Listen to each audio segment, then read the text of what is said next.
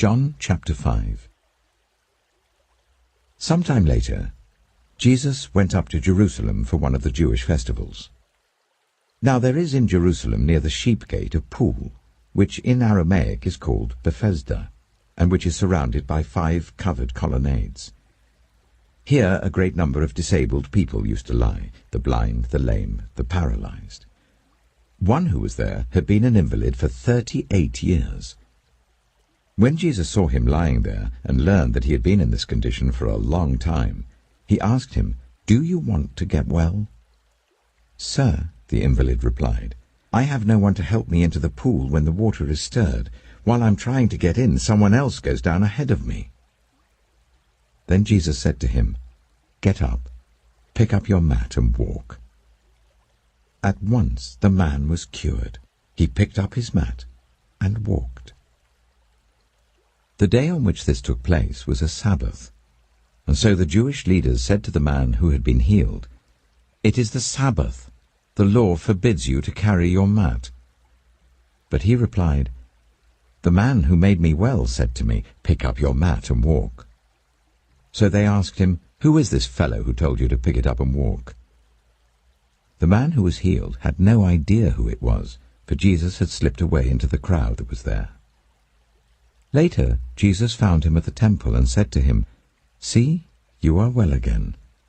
Stop sinning, or something worse may happen to you." The man went away and told the Jewish leaders that it was Jesus who had made him well. So, because Jesus was doing these things on the Sabbath, the Jewish leaders began to persecute him. In his defense, Jesus said to them, "My Father is always at his work to this very day, and I too am working." For this reason they tried all the more to kill him. Not only was he breaking the Sabbath, but he was even calling God his own Father, making himself equal with God. Jesus gave them this answer, "Very truly I tell you, the Son can do nothing by himself. He can only do what he sees his Father doing, because whatever the Father does, the Son also does. For the Father loves the Son and shows him all he does. Yes, and he will show him even greater works than these, so that you will be amazed. For just as the Father raises the dead and gives them life, even so the Son gives life to whom he is pleased to give it. Moreover, the Father judges no one, but has entrusted all judgment to the Son, that all may honor the Son just as they honor the Father. Whoever does not honor the Son does not honor the Father who sent him. Very truly I tell you, whoever hears my word and believes him who sent me has eternal life and will not be judged, but has crossed over from death to life. Very truly I tell you, a time is coming and has now come, when the dead will hear the voice of the Son of God, and those who hear will live. For as the Father has life in himself, so he has granted the Son also to have life in himself. And he has given him authority to judge, because he is the Son of Man. Do not be amazed at this, for a time is coming when all who are in their graves will hear his voice and come out. Those who have done what is good will rise to live, and those who have done what is evil will rise to be condemned. By myself I can do nothing. I judge only as I hear, and my judgment is just, for I seek not to please myself, but him who sent me. If I testify about myself, my testimony is not true. There is another who testifies in my favor, and I know that his testimony about me is true. You have sent John, and he has testified to the truth. Not that I accept human testimony, but I mention it that you may be saved. John was a lamp that burned and gave light, and you chose for a time to enjoy his light. I have testimony weightier than that of John, for the works that the Father has given me to finish, the very works that I am doing, testify that the Father has sent me. And the Father who sent me has himself testified concerning me. You have never heard his voice, nor seen his form, nor does his word dwell in you, for you do not believe the one he sent. You study the Scriptures diligently because you think that in them you have eternal life. These are the very Scriptures that testify about me. Yet you refuse to come to me to have life. I do not accept glory from human beings, but I know you. I know that you do not have the love of God in your hearts. I have come in my Father's name, and you do not accept me. But if someone else comes in his own name, you will accept him. How can you believe since you accept glory from one another, but do not seek the glory that comes from the only God? But do not think I will accuse you before the Father. Your accuser is Moses, on whom your hopes are set. If you believed Moses, you would believe me, for he wrote about me. But since you do not believe what he wrote, how are you going to believe what I say? John chapter 6. Some time after this, Jesus crossed to the far shore of the Sea of Galilee, that is, the Sea of Tiberias, and a great crowd of people followed him because they saw the signs he had performed by healing those who were ill. Then Jesus went up on a mountainside and sat down with his disciples. The Jewish Passover festival was near. When Jesus looked up and saw a great crowd coming towards him, he said to Philip, "Where shall we buy bread for these people to eat?" He asked this only to test him, for he already had in mind what he was going to do. Philip answered him, "It would take more than half a year's wages to buy enough bread for each one to have a bite." Another of his disciples, Andrew, Simon Peter's brother, spoke up, "Here is a boy with 5 small barley loaves and 2 small fish. But how far will they go among so many?" Jesus said, "Make the people sit down." There was plenty of grass in that place, and they sat down. About 5,000 men were there. Jesus then took the loaves, gave thanks, and distributed to those who were seated as much as they wanted. He did the same with the fish. When they had all had enough to eat, he said to his disciples, "Gather the pieces that are left over, let nothing be wasted." So they gathered them and filled 12 baskets with the pieces of the 5 barley loaves left over by those who had eaten. After the people saw the sign Jesus performed, they began to say, "Surely this is the prophet who is to come into the world." Jesus, knowing that they intended to come and make him king by force, withdrew again to a mountain by himself. When evening came, his disciples went down to the lake, where they got into a boat and set off across the lake for Capernaum. By now it was dark, and Jesus had not yet joined them. A strong wind was blowing, and the waters grew rough. When they had rowed about 3 or 4 miles, they saw Jesus approaching the boat, walking on the water, and they were frightened. But he said to them, "It is I, don't be afraid." Then they were willing to take him into the boat, and immediately the boat reached the shore where they were heading.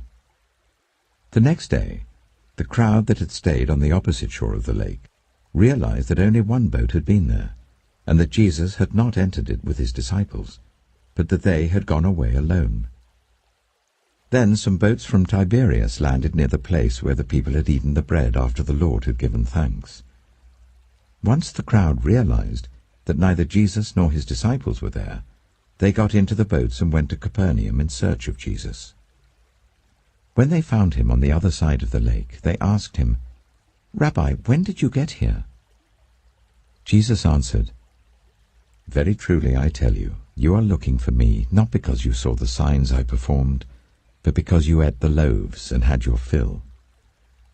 Do not work for food that spoils, but for food that endures to eternal life, which the Son of Man will give you. For on him God the Father has placed his seal of approval." Then they asked him, "What must we do to do the works God requires?" Jesus answered, "The work of God is this, to believe in the one he has sent." So they asked him, "What sign then will you give that we may see it and believe you? What will you do? Our ancestors ate the manna in the wilderness. As it is written, he gave them bread from heaven to eat." Jesus said to them, Very truly I tell you, it is not Moses who has given you the bread from heaven, but it is my Father who gives you the true bread from heaven. For the bread of God is the bread that comes down from heaven and gives life to the world. Sir, they said, always give us this bread. Then Jesus declared, I am the bread of life. Whoever comes to me will never go hungry, and whoever believes in me will never be thirsty. But as I told you, you have seen me, and still you do not believe. All those the Father gives me will come to me, and whoever comes to me I will never drive away. For I have come down from heaven, not to do my will, but to do the will of him who sent me. And this is the will of him who sent me, that I shall lose none of all those he has given me, but raise them up at the last day. For my Father's will is that everyone who looks to the Son and believes in him shall have eternal life, and I will raise them up at the last day. At this, the Jews there began to grumble about him, because he said, I am the bread that came down from heaven. They said, Is not this Jesus, the son of Joseph, whose father and mother we know? How can he now say, I came down from heaven? Stop grumbling among yourselves, Jesus answered. No one can come to me unless the Father who sent me draws them, and I will raise them up at the last day. It is written in the prophets, they will all be taught by God. Everyone who has heard the Father and learned from him comes to me. No one has seen the Father except the one who is from God. Only he has seen the Father. Very truly I tell you, the one who believes has eternal life. I am the bread of life. Your ancestors ate the manna in the wilderness, yet they died. But here is the bread that comes down from heaven, which anyone may eat and not die. I am the living bread that came down from heaven. Whoever eats this bread will live forever. This bread is my flesh, which I will give for the life of the world. Then the Jews began to argue sharply among themselves, How can this man give us his flesh to eat? Jesus said to them, Very truly I tell you, unless you eat the flesh of the Son of Man and drink his blood, you have no life in you. Whoever eats my flesh and drinks my blood has eternal life, and I will raise them up at the last day. For my flesh is real food, and my blood is real drink. Whoever eats my flesh and drinks my blood remains in me, and I in them.